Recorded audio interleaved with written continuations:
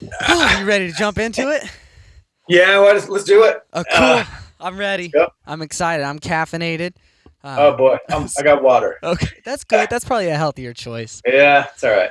Well, today we have Nick Hutchinson on the podcast. Nick is the author of this. I should have had this closer by, but this amazing book, Channeling Jerry. Going to show the main camera. And I've gotten to read this book and all these beautiful interviews, and I'm so just I don't know. It's hard to describe how excited I was opening the pages and reading the foreword. And you've obviously put so much effort into this book, and I want to hear about how this project inevitably came to be. But I would love to hear about your story and how you got there. Okay. So I was telling you, I think yesterday, that I had been a writer, a music writer, freelance writer for about, gosh, a while now, 30 years or something like that. Holy moly! And yeah, that's scary. But so I've been in a deadhead for a long time too. I started listening to the Dead in the 80s, early 80s, Okay. and started going to shows about 1984. Went to my first show in Saratoga Springs, New York, summer of 1984. Very cool. Yeah, and that was before I was, I was still in high school at the time. I was at a boarding school in New England, and the Dead were a big deal there, and I had listened to a lot, gotten into it for the a couple of years there. Everybody listened to the Dead. We had bootlegs, analog tapes. All around. That's awesome. Everybody had the huge wooden crates full of them, and you would draw on them and have all your art and all that stuff. So in 1984, I was excited to see the Dead, and I finally got to get them, and that was a big moment for me. And then I went on to become an English major and went to college in Ohio. And then after that, I kind of did this and that. Didn't go right into writing, actually. Did a bunch of other stuff. Then decided that I really wanted to be a journalist. And I went back and got a master's in it at the University of Colorado. Awesome. And didn't do that till 1996. I started there in the fall. Wow. And yeah, I was, obviously I was still a big Deadhead then, and I was psyched to be in Colorado and then in Boulder. There was good music, a lot of good bands coming through. And, but I was definitely on the journalism track. So I got a master's in it. And after I graduated, I wrote for a couple business publications, and then actually worked for the University of Colorado Alumni Magazine. Very cool. Yeah, and then I started. Then after that, I moved to Denver to move in with a woman who would become my wife. So Awesome. when that happened, I started freelancing for the Westward, which is big local alternative news weekly. It's sort of like it was on sort of like the Village Voice in New York, or Cool, yeah. the New Times, if you were familiar with those publications. Village Voice, I'm familiar with. Yeah. Yeah. So Awesome. so local alternative news weekly circulates pretty widely on the Front Range in Boulder, Denver. Awesome. Anyway, started writing for them, did a lot of music stuff, and wrote a children's book in 2013. And I thought, hey, I want to do a book on music. So I figured, my wife actually gave me the idea. We talked about it, and she said, why don't you write about some of these, some of your Grateful Dead people that you like so much? You're And I Grateful thought, well, Dead that's a people. good idea. I love that phrasing. That's awesome. What's that? I love the phrasing. You're Grateful Dead people. It's so true. Oh, yeah. So you had been, were you pretty involved in the scene then? If you're writing articles about shows where a lot of these Dead cover band shows, or how did that? Not so much Dead cover bands, Okay. but in Colorado we have tons of jam grass, Yes. like leftover salmon, and Yep. all this stuff that goes with that. And loads of those people are Deadheads, and then a lot of jam bands coming through too. Very cool. So Humphreys McGee and Moe and any all these different bands. So I got into that. I kind of became the sort of the go-to guy for the jam music scene. It's awesome. And everything, and that encompasses a lot. What is writing an article for a show look like? What's the process? If we're talking about are we talking about an actual live review? Covering a live review. Yeah. Show review? Yeah. Like a show review? Is that the kind of article that you were writing mostly when you're? No, I did different things, but yeah, I did do a lot of show reviews. I wound up actually doing some stuff for Jam Bass for a while too. That's Jam Bass. a publication I'm pretty familiar with. Good Yeah. stuff. So I was freelancing wherever I could. I mean, I did a lot for the Westward, but I also did stuff for Jam Bass. some stuff. And for Jambase, I would do a lot of show reviews, including music festival reviews like Telluride Bluegrass and stuff cool. like that. Okay. And what it looks like is, you got to go pay attention at the shows. That was the only hard part. It's like you can't just go and party and zone hang out. Yeah. Yeah, and then just do, be in your own head. You kind of had to take notes a little bit. Okay. And and then come up with something, turn it around pretty quickly. So you come back and write it up. Is a lot of that crowd watching to see how the energy is translating to the crowd, or are you watching the band most intently? Like both. It depends what you want to write about. Okay. Like when I did a Bob Dylan review, he played with Merle Haggard, and I found myself writing a lot about the crowd for starters, and then getting into the music. And then if you're and in the bluegrass thing, I would just, since there were so many people at like a Telluride for the festival, over a 3-day festival. Yeah. I had to just start banging away on, a little something about everybody and try to, include all the artists that were there, which can be difficult. You leave someone out and then someone will jump online and say, you didn't cover this. Were you really there? You got to be paying attention to the facts. So how long is that process from like seeing a show, trying to keep all this stuff in your head? Are you actively taking notes, or is this just really good memory and then immediately going to crank it out? I would carry a notepad, so I definitely take notes. Cool. And stuff it in my pocket, a little reporter journals, little flip pad, jot stuff down, because you have to have, that's how I would do it.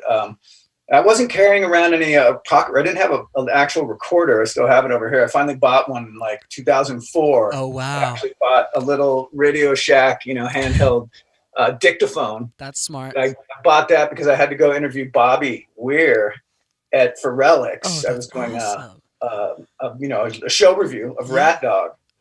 And I was like, I better have something back there. I don't want to just jot anymore, Wow. So I got that my first, and now of course I record everything on the computer with an app and stuff. But it's funny. I had that old school. If you look at my Facebook page, you'll see my profile picture is me talking to Bobby. I'm holding that little Radio Shack. That's so cool, though. Old school. So you were doing interviews and doing them with transcription then, like hand transcription to capture people's.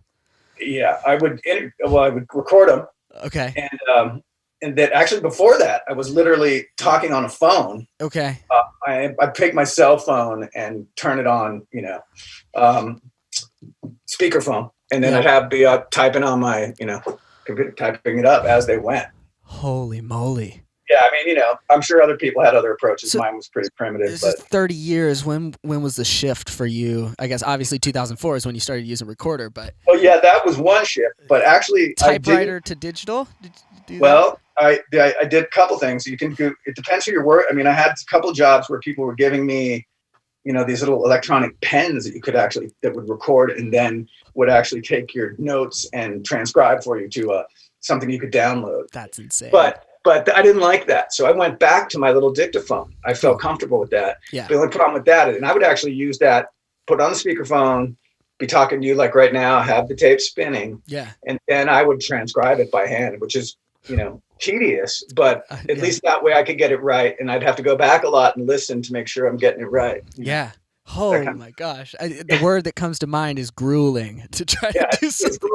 It's grueling. And that was part of the Jerry book too. Several of those interviews were done using the little Radio Shack dictaphone. So it's still alive. In the middle of that, I changed. I was like, this is way too primitive, and I got a lot of material to get through. Yeah. So I went to starting just an online thing that allows you to it's a free app that will record for you. So like I could have it running right now if we were talking. Very cool. But it will also, if you want to pay a little extra, you send it to the company and they'll transcribe it for you. Ooh, that's nice. And is that those are real humans behind? Real humans, but I tried it. The only problem is there's like 2 levels you can do. You can pay a little less and get an 80% accuracy thing. Gotcha. Which is not that great. You end up doing a lot of the work again. Yeah, you're going to have to read it all over, I'd imagine. Yeah, read it all through. Plus they don't know all the terms, if you're getting into like, Neutron 3 or whatever, they don't know what the hell MEU. Right. MEW. Whatever, getting into the weeds on someone's gear. Yeah. So and you can also pay them more and get a 99%, but I never tried that because it was expensive, and I decided to just do it on my own. So I felt like I was getting a more accurate version of what I wanted to have. How do they charge for that? Is it per word written? Or like something like they have some way of figuring it out. It's not that expensive, and if I worked, if a magazine were paying for it for me, I would probably use it all the time and try it. But since I'm a freelancer and you get paid peanuts, I figured I might as well put my equity, my sweat equity. You have into time. it. Yeah, you got. So some people are tapers and some deadheads are musicians and tone people and want to buy all the gear, and you are a journalist and also a musician. What was the calling of journalism to you? Because to me that's like the taper of the verbal world. You're capturing the sentiments and the sentences, and it's cool. Yeah, no, I hear you. The calling would have been, I ended up working in different capacities. Lived in San Francisco. I thought it was going to be like, a cool, creative beatnik place. It turned out it was really expensive, and I had to pay rent. What year was that San Fran expedition? Yeah, out to the Bay Area. I was living on, right there, so I ended up getting a job in like finance for a while just to pay the rent. And while I was doing that, I realized I just had nothing. I had no part of that I like. Yeah. So I thought, man, I got to get back to my roots. I got to do something. I moved back to Florida to live with my parents again, at the age of about 29. Oh, wow. Cool. Wasn't great, but they took me back. Save some money too.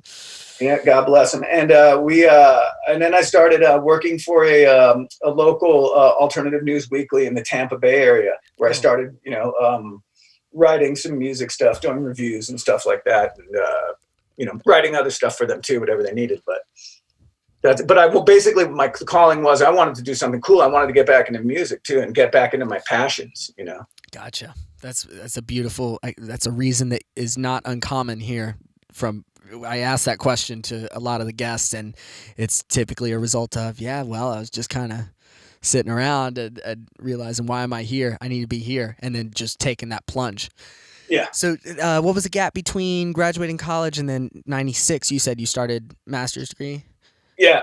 The gap was a lot of working at various jobs that I didn't really care for. Yeah. Well, got to figure it out somehow. Feeding myself and trying to pay the rent, Cool.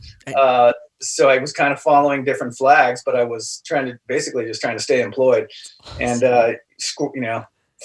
having a hard time doing it, but I had to just go through different gigs until I could line something up that I liked and managed to make a few bucks, Awesome. And it seems like it's worked out. I mean, we're looking at this publication. It's awesome to see some kind of I would say the only problem is careful what you wish for. You become journalism is not a high paying gig, at least for me. Yeah. It's kind of like music. I did music on the side too to supplement.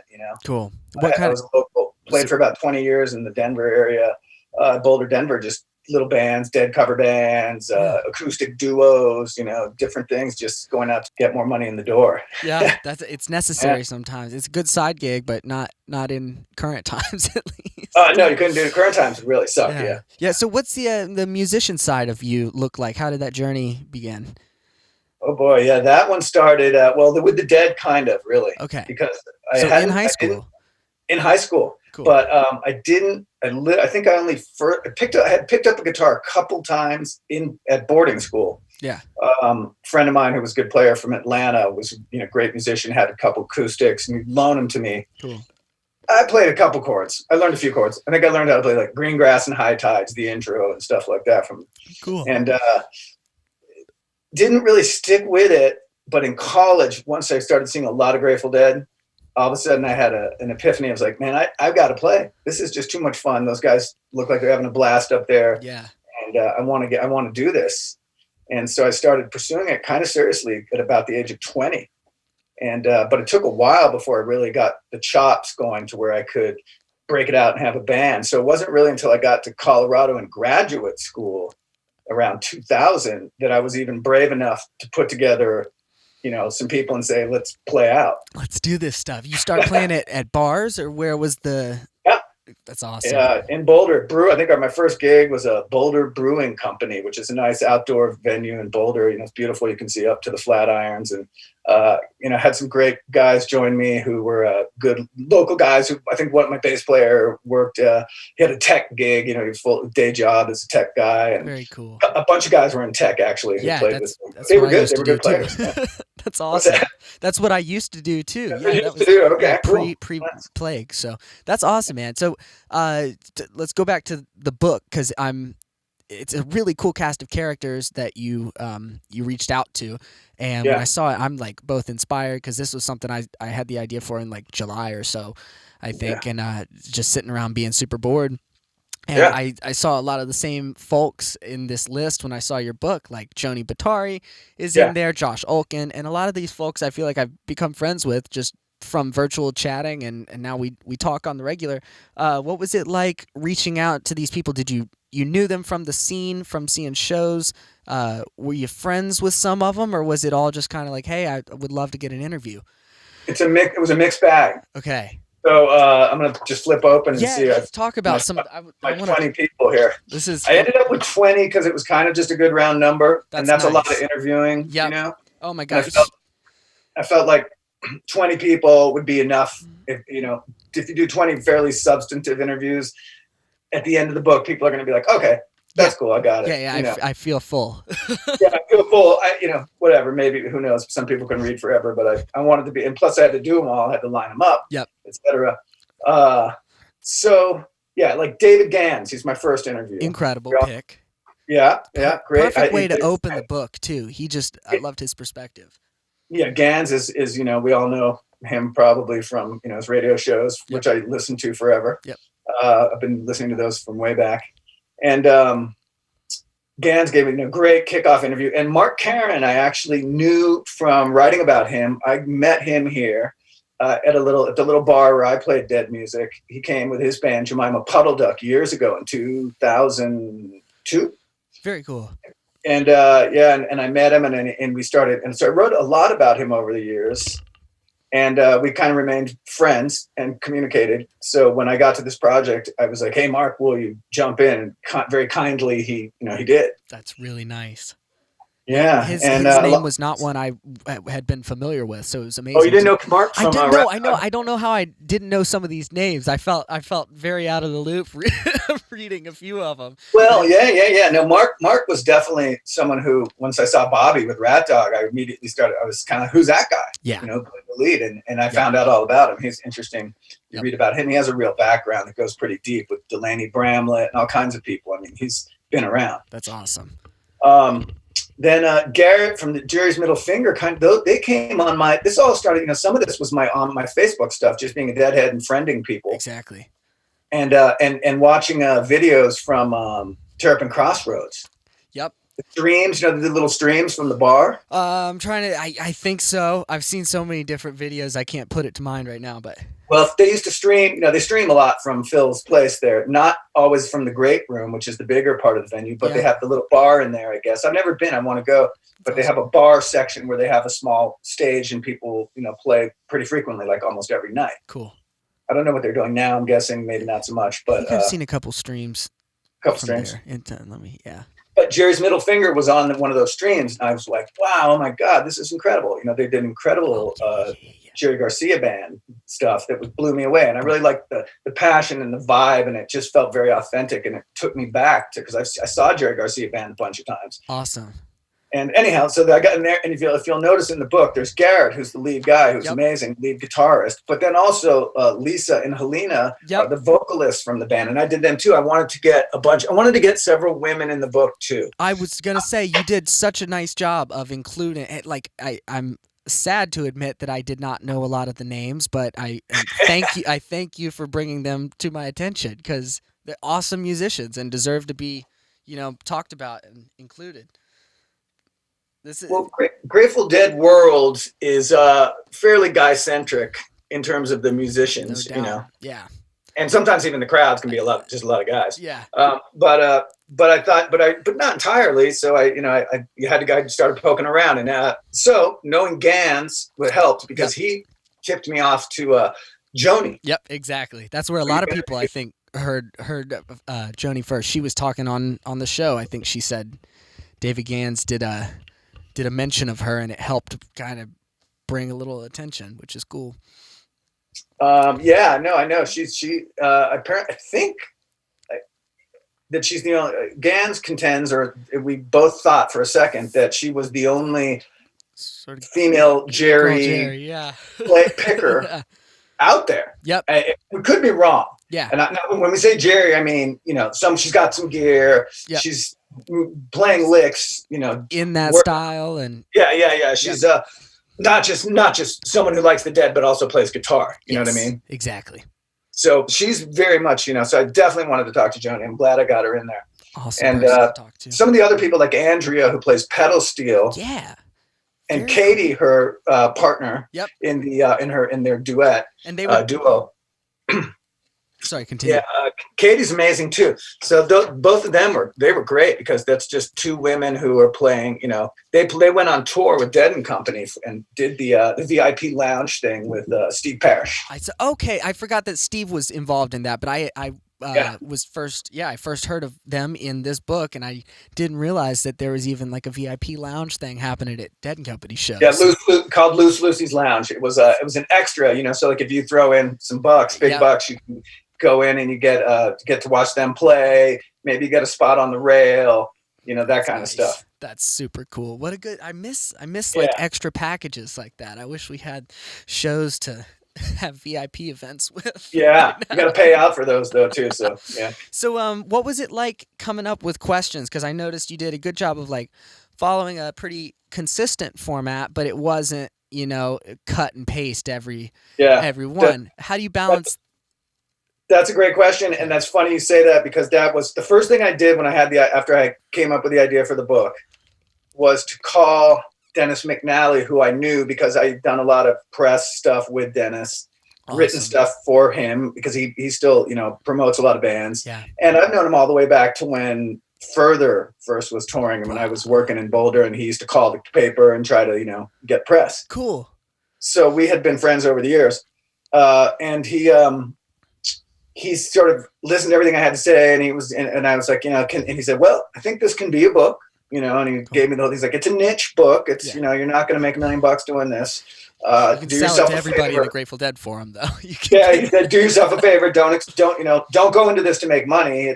This is a niche thing. Then we got into the weeds a little bit, and he said, well, I think you should have kind of a template that you keep consistent. So that's where I got that idea. But then of course, you got to change it a little bit, because depending who you're talking to, it's not, it's not going to be a one size fits all. Yeah, so exactly. Keep your ears open. And if you have to change, and you got to pivot and talk about different things to make it real, that's kind of what I did. That's awesome. That's really cool that came from Dennis, and it's executed beautifully by you. Cause it kept me interested, and I felt like while I didn't know what was coming next, I could kind of know where the direction was heading. Narrative was kind of the same. And he also came up with the idea. He said, you should talk about gear. So he was the one behind the gear. Yeah, he was behind gear. That's really cool. Thanks, Dennis.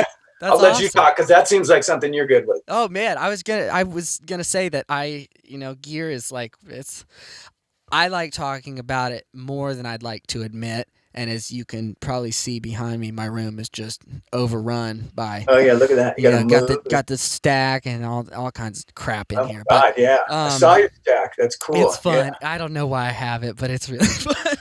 But it's awesome. You know what? So you decided to include gear, and you did a great job of like including it, but not making it a huge focus, because it is about the music at the end of the day, and that's what I think people should want to hear about. But we all, the nerds in us, like to hear about the tone and how we're getting the sound, because I think, I don't know, for me, a big part of the Dead is Jerry's guitar tone. Like that's been huge, and it seemed like that was something that resonated with everybody in this book. Like, even if you don't care about gear that much, like you still know what's up. Like definitely, you're a deadhead. You know about gear, because you probably, if nothing else, you like the guitars and the way they look. Yeah, and, I think it was John Kay's interview where it was kind of low key in the gear section, but you could still tell he had done his experimenting with it. Yeah. Oh, you mean when he was talking about like the amps and stuff? I can't. I may have had the wrong. Hang on. You know what? Yeah. I can't remember who it was exactly, but they're just. It's beautifully partitioned in here. Oh, cool. Yeah, that's funny you say that because when I was interviewing with David Gans and Gary Lambert on the Tales from the Golden Road, Yep. I think we got into the fact. I said, one of the things about the gear aspect is it's cool, but I didn't want to go all in on that because that could be a book of its own. Yeah. Yeah, and definitely. I think that Blair Jackson actually has a book out that's kind of all about Grateful Dead gear. Yep, I can't remember. It's out there, but you got to Google it. I was going to Google it, but it's good. It's in fact, I'm going to get it. I'm going to read it because it seems super cool. I think that's one that I've wanted to have on my. If I had a coffee table, I'd. Yeah, if I'm not mistaken, he's the writer of it, and it looks really good. It's out. You can get it on Amazon. That's awesome. What's the research that you have to do beforehand? Because I get a little intimidated talking to a real journalist because I don't do a lot of research, unfortunately. I'm just, it's a passion project, and I love the spontaneity of, coming up with spontaneity. Sorry, coming up with questions on the fly, but it obviously is nice to come prepared to things. So when you're about to talk to somebody, especially somebody like Jeff Mattson, do you already know this stuff and it just flows out naturally, or are you making sure to know your shit beforehand? Yeah, do your homework. Well, one thing you said to me is that you wanted to do a little homework before we talked, which is cool. I always appreciate that people do homework, and I try to do homework too. Yeah. It just saves you from blundering. Just a little bit, yeah. Yeah, but it's not critical. I mean, I've talked to plenty of musicians who I don't know that much about, and that's a little spooky because you don't want to offend them, and so you have to be like, I don't know a lot about this, but can you tell me? Yeah. I'm happy to learn about it. Yep. So having a good attitude, I think, helps, but also doing your homework also, that can't beat that because then you have really good questions and you can get into it with people. Yeah. Are there journalists that you kind of have tried to model yourself after or that do a really good job of that? No. Okay. but to answer your question, I'm sorry. Some of these people I knew a little bit about, obviously, because I've been a deadhead for however long, and I followed the stuff, and even through osmosis, writing articles about other people, I'll learn stuff. Just pick up things here and there, and if you focus on that, and that's a lot of what you write about, you're going to learn about it. Yeah. But I don't really have like a grueling prep that I do per se. Cool. It depends who I'm talking to. If I'm really talking to someone that I don't want to mess up on, I'll do a lot of homework. Yeah. So you said that you interviewed Bobby, and that's your profile picture on Facebook. Do you ever get nervous for interviews, or what are some of the big ones that have kind of made you like need to be on my A game today? Yeah. I got nervous about that one. Plus, it was in person. And it was like the guy's a hero of mine, Yeah. Oh my God. It was weird because I was waiting. I was watching the show, and I had a connection through a couple of people. I wasn't sure if the interview was going to happen or not, but I was ready. Cool. And at one point, my friend who came out and tapped me, my connection, and was like, at the end of the show, because I was like, okay, maybe this might not happen. I was ready to go home and just having enjoyed the show. But they came out, and I was kind of up towards the front, and they're like, Bobby, we'll see you now. And I was like, oh, shit. Huge. Okay. Then I'm walking in backstage, and I got a laminate, and I'm cleared through his security people. Wow. Some bouncers, big guy at the Boulder Theater. They had a couple guys, big guys. And we go into a little room that was the backstage room back there. And it's just myself, a photographer who's my friend Tony, and a guy I had worked. He'd done a lot of shooting for me at the time through Jambase. He was the photographer that I would pair up with when we interviewed stuff, when we reviewed stuff, and we'd go on assignment. Yep. So he came back with it. Tony and myself go back in there. We go into a room. It's just Bobby and his bouncer security guy at the door. And they shut the door, and there are people out there trying to get in left and right because they want to talk to Bob. Yeah. Bob Weir, he just blew the top off the Boulder Theater. It was a great show, and Bobby ends up giving me 45 minutes of just hang time. So but it was great. I turned on my recorder, but I had a hard time actually looking at him for a while because I was sitting on the couch right next to him. Because it was Bobby like 3 feet away from me. He had his Birkenstocks on and his surf jams or whatever. You're just like, I can't even observe your greatness. It was amazing. And finally I was able to look at him, but there are a couple of pictures of me where I'm just sort of looking off in the distance. Just so nervous. Yeah. Just kind of like hard to lock eyes with his Bobby. eyes too are like, you see those they're big pupils, big dilated. portals almost to another dimension. Portals, exactly. That's great. So, did you find 45 minutes? That's Yeah, 45 minutes. So, I mean, I kept it going, but the only problem with Bobby is Bobby, he'll tell you this about himself if you ever read his interviews. You know, he said when he was a kid, what he would like to do was, he said, I just like to watch TV and bubble my spit. He'd like to zone out, you know? He's like, Bobby's happy just like chilling out and not talking too much. That's funny. And he can tell, he's articulate when he's rolling, but you got to keep him going a little bit. This was my experience. And easy so I had to to pause is what you're saying? Like, easy to just kind of awkward silence, if you want to call it awkward, but not for him? Yeah, not for him. Bobby's okay with silence, you know? Yeah. And so that was awesome, but I wanted to keep it rolling because it was Bobby, and here's my shot. Yeah. So it was funny. I had to think on my feet, and I hadn't really prepped a ton of questions. So we talked about the show, and then we did all kinds of stuff. We talked about his yoga when he was getting into bike riding and all kinds of stuff. Yeah, this is sort of, I don't know, is this pre-enlightenment Bobby, or is it as he's beginning his slope toward like the healthy practices and working out and stuff? Or yeah, at the time, he was actually drinking a beer with me. We had Sierra Nevada. He liked to drink Sierra. No way. 2 times where I hung out with him, and both times we drank Sierra.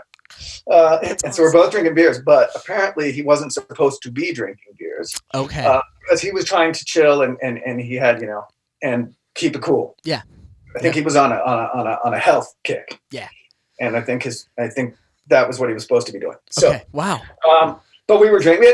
We didn't get sloshed, but we were sipping our beers, and it was very pleasant. Wow. And anyway, we went on and we talked for a while, but it was kind of nerve wracking. But I kept it rolling, kept my cool, and we had a good time. I had a great talk. Awesome. Yeah. And then good hang. Wow, good hang with Bobby. It was pretty cool. That's a really neat story. And so that was for Relics Mag, you said, right? That was for Relics. I was freelancing a show review of that Rat Dog show. Okay. Wow. Probably still have it somewhere. Holy moly. Yeah. So what is, I would love to talk about the shift in journalism world from, print. It was the way for however long, and the online world, and how much of your career has been online stuff, and where do you see this going in the future, and what do you plan to do about it? That's a great question. I thought about this last night because when I started, it was print journalism. Yeah. And I guess we can't really even call it print so much anymore unless it's literally. Although I am still in print journalism, I write some of the stuff that I write for the Westward comes out. They still print a paper. Okay. Cool. So you can get that, but a lot of what they do is online now too. Yeah. So sometimes the stuff I'll write for them will go in the paper, the actual paper, which is fun. And when bands get that, they love it because that's the actual paper, which is, but not every time you review someone or interview someone will it go to print. Sometimes it just goes online. Okay, gotcha. To the website. Gotcha. So that is still a thing, print, but not so much. It's most everything is online. Even like marketing my book, I want to do that all online, because people can buy the book, they can click on a link. So I'd say everything is more, of course, every newspaper too is more or less, not every, but tons of them have gone out of business because of the advertising and everything shifting to online. Yeah. So that all happened. And it even basically, at one point, the School of Journalism at University of Colorado basically folded up shop for a couple of years. They regrouped and called themselves something different because the whole industry was sort of caving in. Holy moly! So now the focus is more on how does this work in the online, the electronic world, Yeah, but you have a unique perspective as kind of being. You have all this experience that you're able to bring to the table. My timing sucked because I got it just as the whole thing was starting to go on. Yeah, but if I wanted to be a print journalist, the timing wasn't great. Holy moly! Yeah, so you're getting into it right as things are probably starting to have websites, and then slowly everything's going online. Oh my gosh! So happy to have it online because then it can share it more. There's a shareability to it that's much better online. Yeah, and like you just mentioned, being able to click a link versus like the experience of seeing an advertisement in the paper, and maybe it's for I don't know why a laundromat comes to mind, but my book even I could advertise it, but someone would have to go somewhere and do something. You got to call a number, or you got to now enter your credit card, and rather than send a message or click add to cart and buy. Wow. So you do have a print medium, but you're writing online articles, you're writing freelance stuff. Is this mostly, are they getting revenue from ads, or is it paywall stuff? Or? So this is where it all gets kind of weird. Okay. So basically, so they do get revenue from ads, but for example, the Westward with the pandemic, I got basically laid off in March because Wow. their advertising revenue took a hit because a lot of the live music advertising pulled out Yep.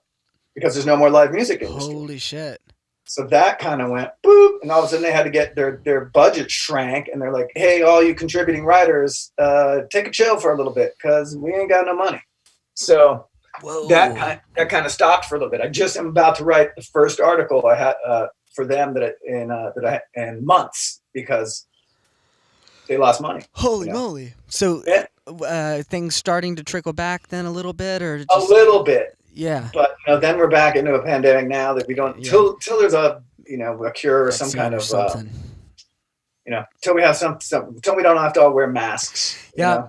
One day I have dreams every once in a while, and it'll freak me out, but I'll be in like a large crowd of people and nobody has a mask on. And I'm like, wow, this doesn't feel right, but I'm happy to be here. You're happy to be there, but until there's a vaccine, until it's safe for people to congregate inside without spraying aerosols or whatever. Doesn't make sense. Yeah. You're not going to see a ton of live music going down. Because think about it. I mean, people are packed like face to face sometimes in some of these things. It's weird. No, I'm thinking also too, like we used to just like have a cold and still go out and do stuff. Like that was a weird time. Oh yeah, right. Right, yep. Well, sorry. Yeah. Now you hear somebody cough and so you've got to run away. So yeah. So anyway, not to talk about COVID too much, but it's a reality. It is. It's something I end up bringing it up as much as I don't want to every time because it's something that's affected us all. But let's pretend in a magical world that's gone away. We're back to sort of 2019 times. But now in this new world, things are still shifting. What do you picture? Like, do you still do freelance stuff, or would you find yourself, trying to shift toward a website that has a new model? What? Making it up as I go along, kind of. I mean, it's nice to still have an outlet to write for like the newspaper, Yeah. The newspaper. But I'm definitely pushing online. Books, I like the idea. Books are cool because, in a pandemic, you can pick up a book and read it. You can order it. You can get it delivered to you, and you don't have to go anywhere. This was really nice. There you go. You got a book you can read. I had admittedly not read like any print books in way too long, so this was the first, and it was such a nice read, and it made me feel good to turn pages and right. And so that's funny that the timing when I started the interviews, it was still 2019. Wow. By the time I was done, we were in COVID times. Was there a shift? You did all the interviews pre-COVID and then editing and stuff. Some of them were done, I think, while COVID had hit. I think the last interview was in spring of this past year. Wow. Okay. Might have been right before the pandemic or right after it had hit, or I don't know. It was right on the cusp. That's awesome. It was. But then I realized, hey, at least maybe you can't go out and see these experiences. At least you can read about it for a second. Well, it's a good time. It's a very good time for content creation. And right. Like Andy Logan's documentary. That's going to be huge. I can't wait to see that. And reading this book is awesome. And I'm trying to create a virtual space, a collection of interviews. It's, Zach Nugent's on Twitch now. So what's Twitch? I love it. Oh yeah. So Twitch is, are you into Twitch? Do you know about it yet? Nope. It's, it started with, and this is maybe a millennial explaining a Gen Z thing. That's all right. But it's a gaming live stream platform initially, so people would go on Twitch to essentially watch somebody that's good at video games play their video games. Okay. And that was the early incarnation, and then you see some producers or beat makers or musicians start to get on there at some point. Oh, okay. And so it's a live streaming platform. Gotcha. And but very highly interactive. So Zach was talking about his shift. He's been doing streams on Twitch, and it's a new world. It's a new world. You got to do it. Well, I'm all over it now. I'll check out Twitch. Yeah, it's cool platform. But the funny thing is, this article I'm writing now is about the one that I said I'm just starting to write an article for the first time in months. Yeah, it's about Jam Kazam and these apps that'll let you people jam across the ether. Yeah. So that's and we're figuring out the latency issues and getting it all right. Yep. So that's what I'm getting into on this story with a buddy of mine who's a local musician. That's really cool that you're mentioning Yeah. Jam Kazam, because I when was it? 2018, I want to say. I got a message somehow. I don't remember how this happened, but I saw Jam Kazam was like this online jam platform, and it existed long before the pandemic. And I had it. I downloaded it, and I think I talked to the creator at one point because they were trying to do this partnership with Amazon that people would get a certain amount of online lessons with the purchase of some instrument. And and I can't. Nothing ever came of it, and I think the latency issues were a little too strong. And then pandemic hit, and all of a sudden, Jam Kazam is everywhere. Wow. And, okay. There's another one too. He told me about. It's got a funky name. Cool. I'm not familiar with anything but Jam Kazam, but I don't know. I'm very curious to see what that looks like, because I think it's going to be, as our internet gets better and social gatherings continue to get worse. He says it's pretty good. He sent me a clip. It was jazz. These guys jamming on some jazz. He's doing it with people. He's in Denver, but the other people are like in Holland and France. It's really good. That's pretty You interesting. got to have an Ethernet cable. You got to plug in. You can't do Wi-Fi. Doesn't cope. Yeah. Doesn't.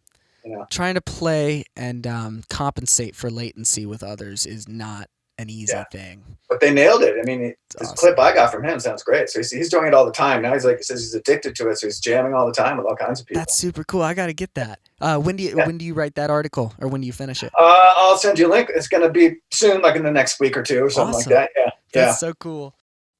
I don't know how specific you want to go into the book, because I don't want to give stuff away, but like, let's go for it. I mean, I was going to show you a couple things too. Yeah, please. I want to talk about your experience writing it, and what kept you going and what kept you motivated throughout, because it's a big project. What the process was like. Yeah. Specifically, like, what kept me going? It wasn't like I was doing it all in one shot. It took me about 2 years. Wow. Just because from conceiving the idea to sort of setting up all the interviews, and then actually doing them all, and then transcribing it all, getting that all together, and then having to hand that manuscript off along with photos that you have to load up and get right. Which were awesome. A big old file that you then send over to this self-publishing company, Book Baby, who's who I use. Nice. And you got to raise the money too. I raised the money. I crowdfunded it. Awesome. Which platform did you use? I used GoFundMe, which I like, because they do a lot of like cool social stuff too that I thought was cool. Awesome. Yeah. For my children's book, I used what's the other one? Kickstarter. Okay. Yeah. Oh, gotcha. Kickstarter, which is cool, but Kickstarter and the cool thing about GoFundMe is any money you raise, you get to keep, right? Yeah. Kickstarter, I had to set a goal, and you had to attain that goal in order to get your pay. Yeah. Get your payout for them to give it to you. So I was like, maybe not, because if I get $2,500 and then I can pay the rest out of pocket, whatever. So yeah. I went with GoFundMe because I liked it. That's awesome. So GoFundMe, crowdfund, you get the money to deliver it to Book Baby. I got the money because I had to pay Book Baby, and I stuff, for all various costs. I paid an illustrator, Andrea, who was in the book also as an illustrator, and she did that awesome. If you flip to the black and white thing at the beginning, it's her. That's awesome. Yeah, that's Andrea did that, and we have that got even cooler because that one became a puzzle that my buddy from Boulder does. Oh, no way. These, which are custom jigsaw puzzles, and they're made out of wood, and they're amazing, and his company's super popular. Can you buy that? You can buy this. It's $115, so it's not cheap, but it's amazing, and it has all these whimsy pieces. It's it'll blow your mind. I can send you a link. That's huge, and that's Andrea Witt. You said Andrea did that, yeah. And she did the illustration. I teamed up with her. I actually kind of had a vision of it, and I said, "Can you do this?" And I sent her all the images that I wanted to include, and we didn't want to do something like. Couldn't do really Jerry's face or anything Grateful Dead-y, none of the stuff that could be infringing on copyright. Yep. Because my friend won't do that because he's got a great company. He doesn't want to get sued. He doesn't want to get into that stuff. So we had to do something suggestive and evocative of the Grateful Dead. I think you nailed it. And so we came up with this stuff and, some crows and some nature. And we got his tiger guitar in there, but it's kind of like fuzzy as to what's on the guitar. That's awesome. and some instruments, and anyway, a crow. With the banjo. It's very Old and in Yeah. the Way kind of. Yeah, right. Like, Yeah. yeah, it's nice. It encapsulates the Grateful Dead flavors.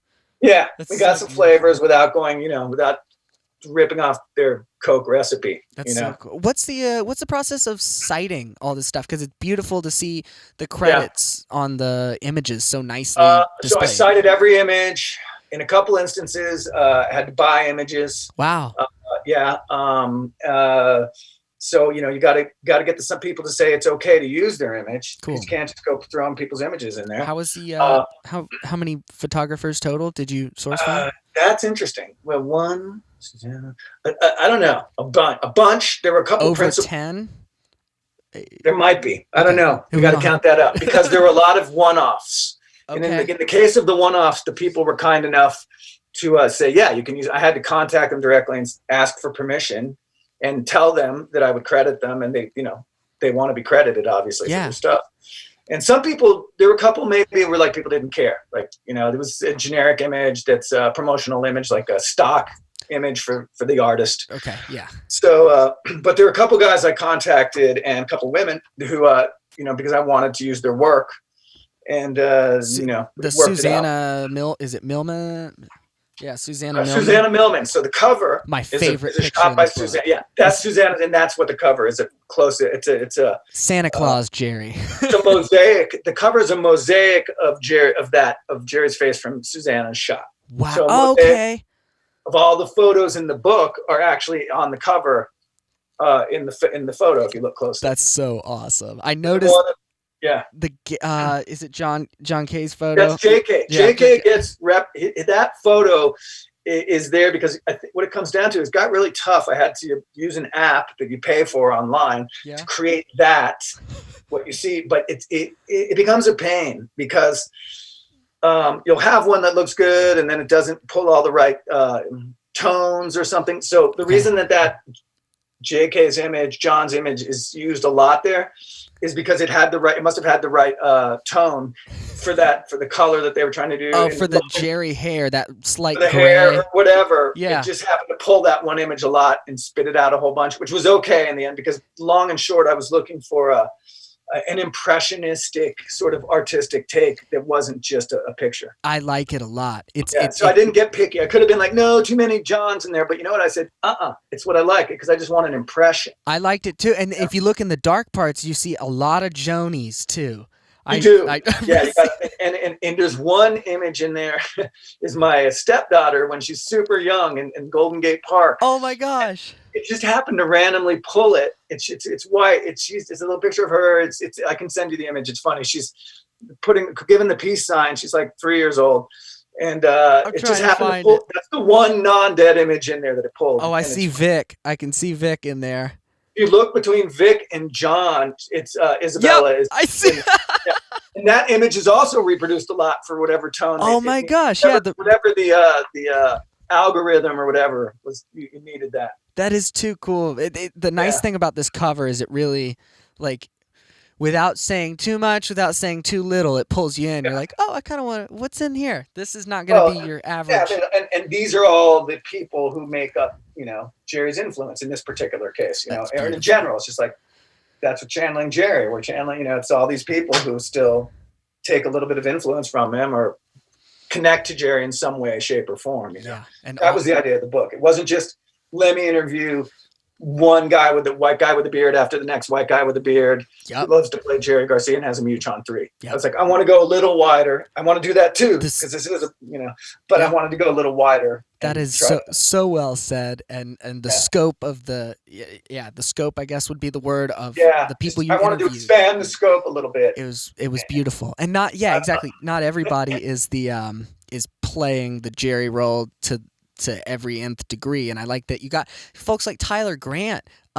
He actually was a teacher at Kaufman Camp, which was a bluegrass camp I went to for 7 years in Tennessee, and had his class many times. One of my favorite people. Really? And He's so awesome. how'd you get in touch with him? That was okay. So this is great. He doesn't get mentioned a lot in the Dead world, even though he's very parallel with it, I think. Well, he's part of living in Denver, Boulder, and having been a Leftover Salmon fan, he teamed up with Drew Emmett, and he teamed up with Bill Nershi from String Cheese. Yep. They had a band called Emmett Nershi Band, and he was in that. And he was Okay. fantastic. And I used to see him in Telluride at like Nightgrass or different things. Yeah, he's a national flat picking champion. He is from Winfield, Kansas, and I forget what year, but yeah, he and so yeah, I just thought he was awesome, and knew, and I review a lot of that Jamgrass stuff, and I got to know him. That's cool. And he was one of my first interviews for the Westward, actually, when I was pitching them, like, hey, will you use me again? Because I'd had a gap and where I hadn't written for them, and I was like, here's an idea, and the editor was kind of like, maybe. And then when he read it, he loved it. He was like, oh, I love this guy. This is great. Yeah. No, that's when I started writing for them regularly again. Very cool. But yeah, so he's a friend, and through all this, and I've written a lot about all these others. There's a lot of like regular, straight up bluegrass bands out here too that I write about, or not just jamgrass, but more traditional bluegrass. Colorado bluegrass scene is thriving then, because I know nothing about it. I know well, all about that's actually the next book I'm going to work on. It's about how the jamgrass and how it all came to be. That's cool. Yeah, buddy of mine. The guy who runs the puzzle company loves bluegrass, and he and I are going to work up a book. Oh, that's awesome. Yeah. There's such a cool, I'm thinking, I have two names in my head right now, and I bet if you thought about it, you could probably guess them, but Billy Strings and Molly Tuttle. Oh, yeah, yeah. Billy, I've got a Q&A with him that I did a couple of years back for the Westward. Molly Tuttle, I don't know as well, but I know the name. Yeah. She is would be an interesting person, kind of in this world, not 100%, but like her Standing on the Moon thing, I think was a recent cover she actually released, which is really neat. But she's an amazing guitarist, and saw that come up a lot. Was she the one who won the IBMA guitar of the year? Yeah. Okay. Oh yeah. Yeah. That's a big deal. That's cool. So they finally, for a woman, they acknowledged a woman. Bluegrass is, especially over on the East Coast. Unfortunately, it's I having worked IBMA a couple times. Yeah. That overlapped because I did a series of women in bluegrass articles for Westward, and that's when I kind of thought, I should try to get some more women in my Jerry book. That's awesome. Yeah. Kind of work out the idea. My editor was like, let's interview a few more women in the genre. Yeah.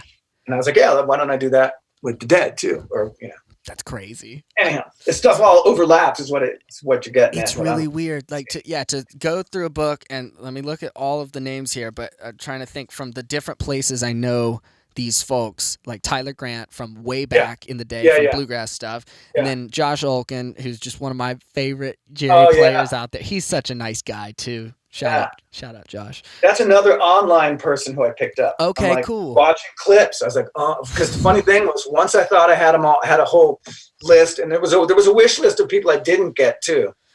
Yeah. Some of the bigger names, they were harder to get. Whatever. For sure, you got to have a dream list. I had a dream list, but the thing is, once I started boiling it down and figuring out that I was like, it would be nice to have Trey in the book or Mayer. Yeah, exactly. But I realized I don't necessarily need him to have this conversation.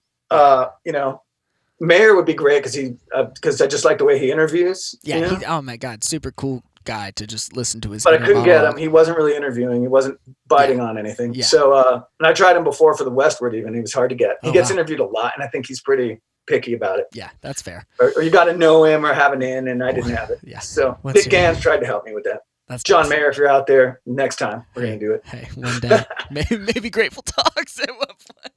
What's that? Oh, Grateful Talks. Yeah. Bring him in. There you go.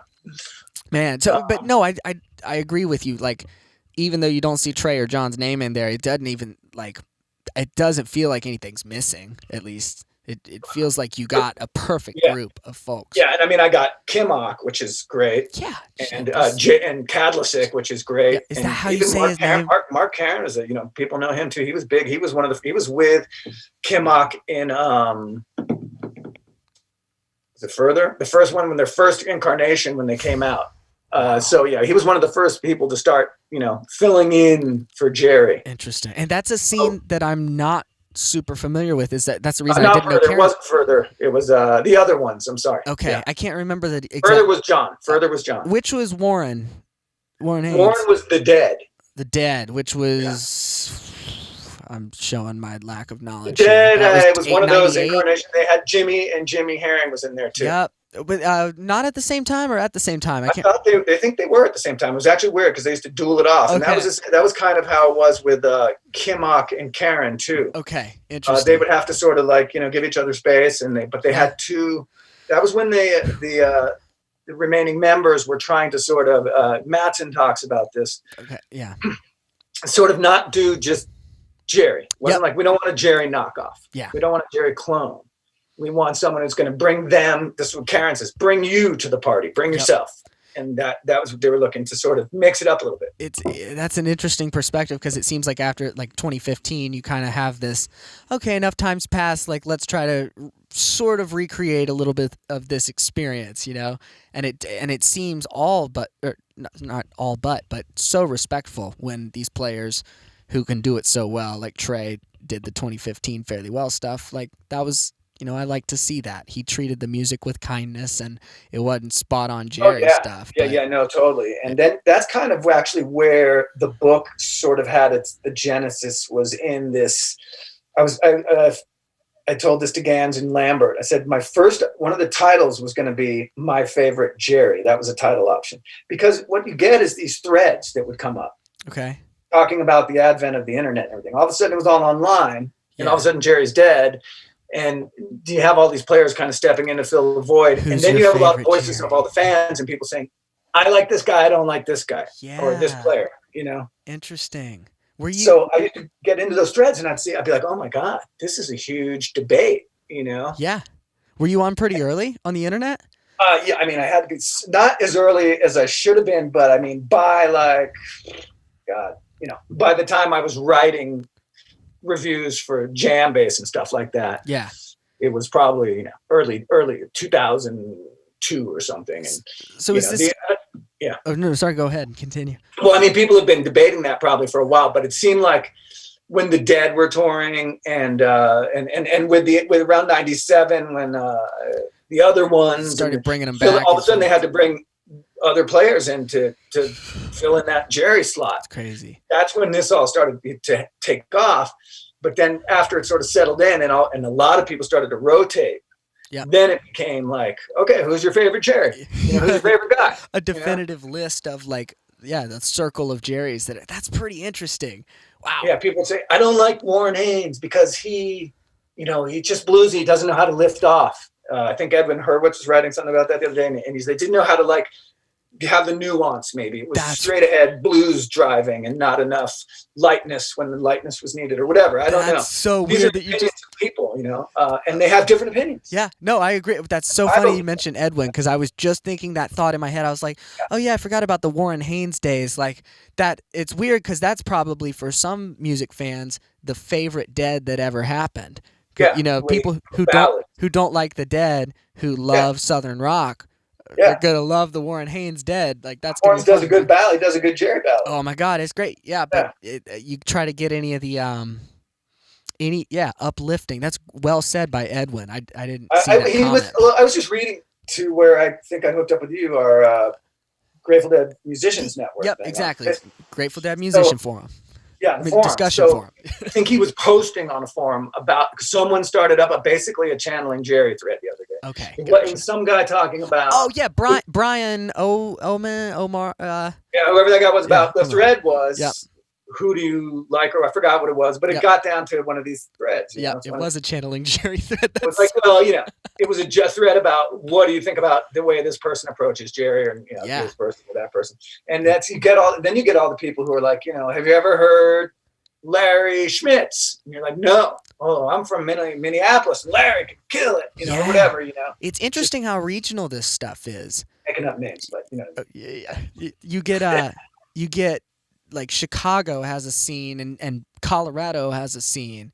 And I guess it's always been that way. But there's scenes everywhere. That's the thing. You have these these scenes, and Florida has a scene. Yeah. I noticed even North Carolina, where I was before I moved up to Mass, I noticing some of this gear that's getting sold. I'm like, wait, Greensboro? Hey. Yeah, that's the scene there. The first time I ever saw Vic DiRobertis. Yeah. One of my faves, Lefty Jerry. Yep. Was in Tampa, Holy St. moly. Pete, because he was living down there and playing for Uncle John's band, which is a band, it's kind of like Shakedown Street here in Colorado. It's a long running Grateful Dead cover band that has had people rotate in and out of it over the years. Exactly. Terrapin Flyer style too. I think they've had a little bit of like Flyer. I mean, a lot of the people I interviewed in the book, Josh, Joe Marcinek, played keyboards for Terrapin Flyer. So they're like incubators for the Grateful Dead, scene. Is there a version of this that could ever include, the Scott Gubermans and the Rob Eatons and the other instruments? Is that something that interests you? That's great. That could be. Yeah, that wouldn't be channeling. That'd be like channeling Bobby. Yeah, I know you could always do channeling one for Brent. Channeling Brent. You could channel. Yeah, you're right. There could be a lot of different ways to go with it. You just keep going further down into niche rabbit holes with that. Oh, yeah. I started with Jerry because it was 25th anniversary of his passing, so I figured it was a good time to. That's beautiful, man. Channeling Mickey. By the time you get to that book, channeling Mickey. Oh yeah, I'm sure you could find it. That would be pretty interesting. You travel the world and talk to the channeling Mickey people. All the people who've been inspired by the various members of the band. Yeah, that's awesome. You got your Bobbies. Your Bobbies are a little more. Not as many of them, but I know some. I mean, there's the guy that you talk about him, Tom Sercosta, I guess, from Zen Tricksters. Joni talks about him. Yep. Rob Eaton, of course. There's another guy that Garrett talks about, a guy from Southern California who's good. Nick something. Anyway. I should know these. It's in the book. It's in the book. If you read Garrett's interview, it's awesome. So you got these guys, and I bet they're pretty good. And you even have some. Not just guys, you got gals. You got in Brown Eyed Women, they've got a Bobby woman. Shout out to Tom Snedeker. I think I've never said his name out loud, but Snedeker, I think, is his last name. In Virginia, I think I want to say it could be getting this whole thing wrong, but she plays. You're going great with the name pronunciation for starters. I'm trying. I've seen these names I've seen the name. I don't know how to pronounce it. But I think it's Jennifer, and I could be totally wrong, but she plays a mean Bobby too. Good stuff. Okay, cool. I'd love to see that. I saw one of their stream. I want to say they were even kind of stepping out of the box, doing some lick trading stuff, and it was neat to hear like the interpretation. Nice. So yeah, more Bobby solos, please. I got to see Brown Eyed Women live. I want to see that. Holy moly! I heard of them, mid-pandemic, so no time to see them right now. Which I can't wait for that tour to swing by up this northeastern way and. Oh, I just got shocked. I'll see it in Florida. I like Florida when I get to see them live in Florida. But they just closed down, unfortunately, one of my favorite venues in Tampa. Where was Skipper's Smokehouse. It was a victim of the pandemic. I don't know if it's officially shut yet, but this place is amazing. Been there for a long time. Wonderful place. It's going to be outdoor. It's sad to see a lot of these places closing, and I don't want to say that I'm hopeful, in a like overly toxically positive way, but I am hopeful that will bring something cool and new to the table, hopefully at some point, if we have a new, I don't know, whether it's refreshed venues or like new, I don't know if it's new policies, maybe. They got to rethink them. They got to rethink. I mean, we lost my venues in Denver are now gone when I was playing at Beyond Keys Psychedelic Ripple. That was the last place I jammed, and then now it's gone. It got shut down over the pandemic. I mean, the guy who runs it though he's got a new venue. He's good. He keeps them going. Yeah, I think the people like club owners and bar owners and restaurant owners are driven people to, they're probably going to keep thriving somehow, but it's tough to It's tough business. Now. Yeah, exactly. And especially during a pandemic. I mean, I don't know how they can. You got to have really deep pockets if you're running a live music venue. Yeah. Oh my God. And to be able to pay musicians and shout out to the venues that are still keeping that running even in these crazy times, because it means the world to the musicians.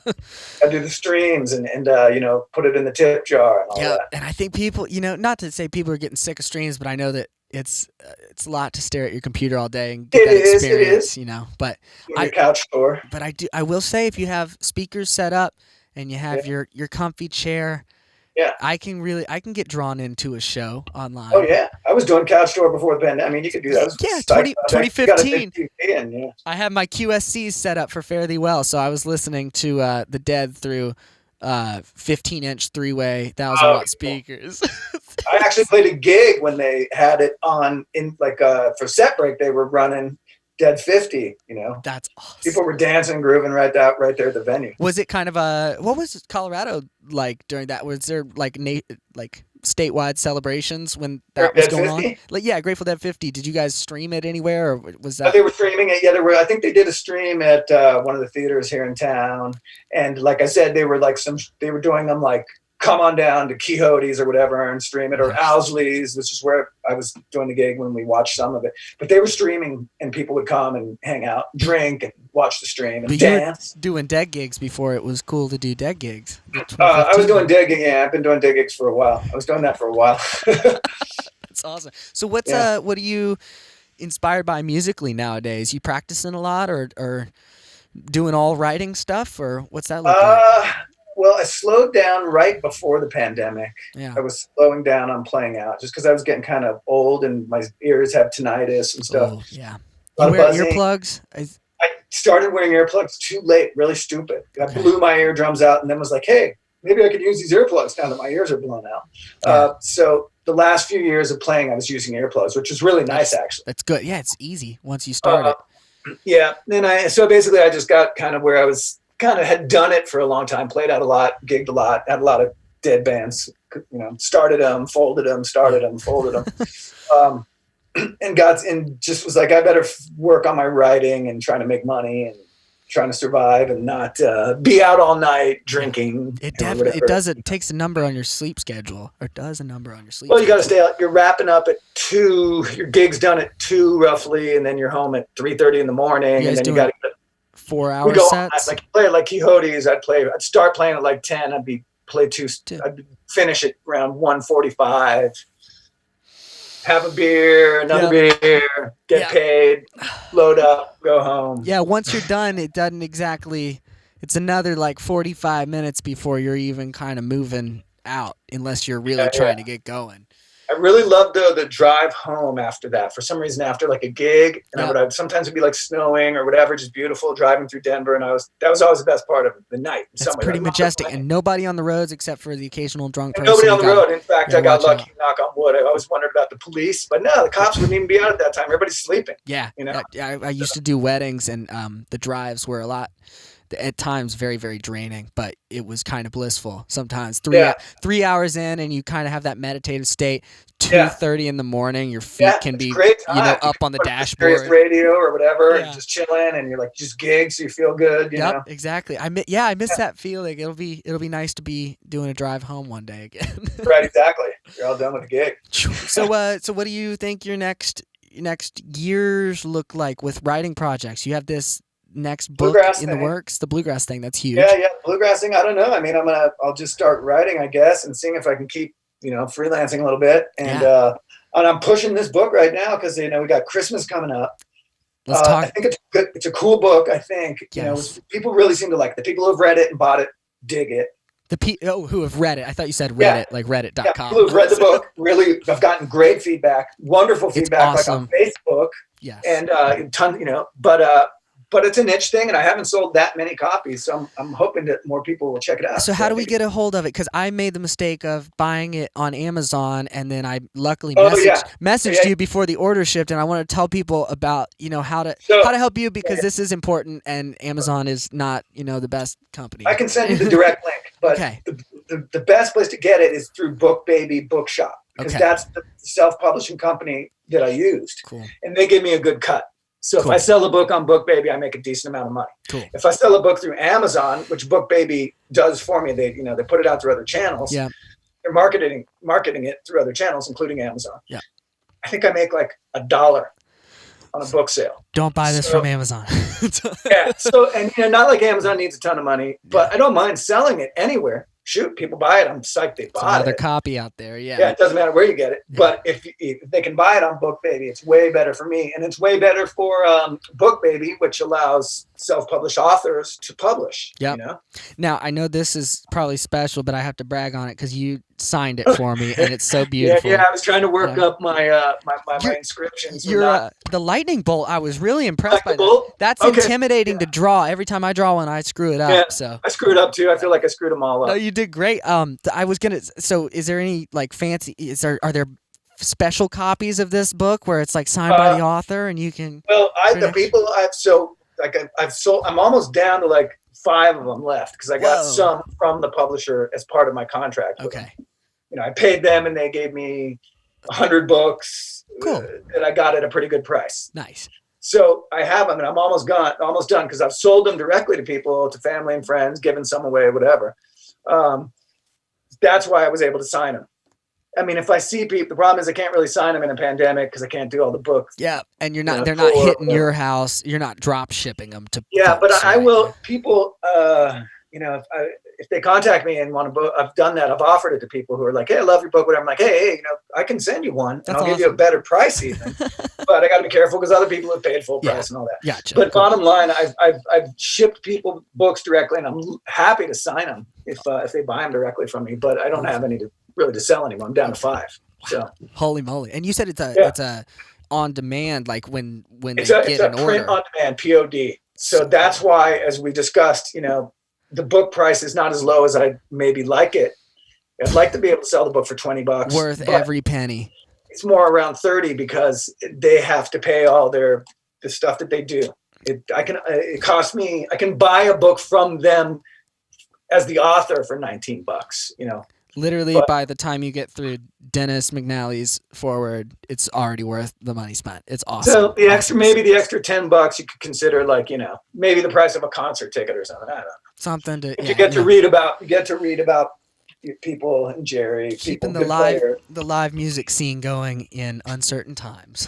Yeah, so you can feel like you can get a little live music fix via the book or something. It certainly gives that. It makes you smile and remember the cool shows that you've seen in a nice nostalgic and happy way. Right. And it's COVID-free environment. Not to mention completely rad just to read the perspectives of these folks. I want people to go out and buy this and give it a read and loan it to their friends so they can read it too, so we can hopefully generate some more buzz too for this awesome but pass it around. That's what I'm saying now. Everyone who seems to, all my Deadhead friends who've read it love it, and they seem to be passing it around, so that maybe it'll be a viral thing where that's how it works. People, word of mouth. The viral music circles. Right, self-published. So man, this is too cool. This is super fun to talk to you, and I'm so happy that I got to hear this story about how you came to write this, because it's an amazing published work. Oh yeah, I know. It took me too long almost. I feel like I should have written this thing a long time ago, or at least part of, you know what I'm saying? But then again, I had to wait for everything to happen. So. I would enjoy reading a book of this theme in any theme, like the bluegrass book. That makes me so excited for, because that's a genre that's close to my heart. Nice, awesome, and so please keep making this stuff, because I will, even though I'm not an avid book reader, I will buy it and read this stuff. Oh, awesome. Cool, yeah. It's I'm happy that I'm stoked that you read it and that you like it and that you're into it. It's very gratifying, because it definitely took a little doing to make it happen. Yeah, I mean, it's not easy just to appreciate the fact that you transcribe these interviews is.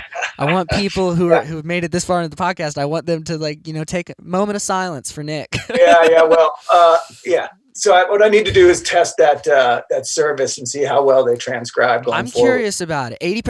I want to give them I'm using my Mutron Microtron 3 with the Moog MF ring, and see if they can get whatever. that. I mean, if you're saying you're some weird dead tune you're talking about, are they going to Jack-a-row?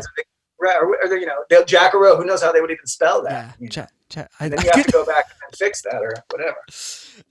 Wow. It's very cool to see how technology's kind of changed in this world too, because I'd not heard about the book publishing process in ever. So I guess. Yeah, of course, my approach to the book publishing process could be pretty unique. So hey, it's a niche book. It's a niche book, exactly. To quote McNally, yeah. Oh man, this is awesome. It's been a joy talking to you. And what can we do? We'll visit that link on Book Baby. Visit the link. I'll share the link with you. Okay, and, awesome. Just visit that link and buy it. And if you're interested, buy it. And is there a place we can follow your articles that you're publishing? Do you have an RSS kind of feed? I have I have kind of a little blog zine I called tipjarmag.com. Sweet. And a lot of that has been I used to write on it a lot more, but we have some amazing stuff on there, including some really good deep interviews with Dennis McNally, which I did a long time ago. We have the last substantive interview with John Barlow, before he died, is on there, because a friend of mine knew him in San Francisco and went and did the interview. I told him to go do it. He did it and did a great job. So that's all on there. I transcribed that thing, the whole thing. Is it all? Is it Dead related, or is it just live music? Period, or? It's dead related, but it's live music. It's not just Dead dead. There's other adjacent. stuff on there too. Okay. It's got a dead bass, but it's it just depends. I've got some like gospel stuff I reviewed. It was a group that I think McNally represents. It's really cool. Wow. I'm so excited to be aware of your name now and of your articles, so I can pay attention to that. And it's been a joy to talk to somebody who's in the field of journalism, because I'm really in awe of how you pros do it, and it's nice to talk to a pro. We're using the term loosely, but I'll take it. Hey, it's 30 years of professional experience. That counts. That matters. Yeah, 30 years of experience for sure. Man, Nick, thank you so much for coming on. I hope we can get you back on at some point and talk about future publications or future articles or whatever you got going on. Cool. Right on. We'll talk to you soon. Been a blast, man. Thank you.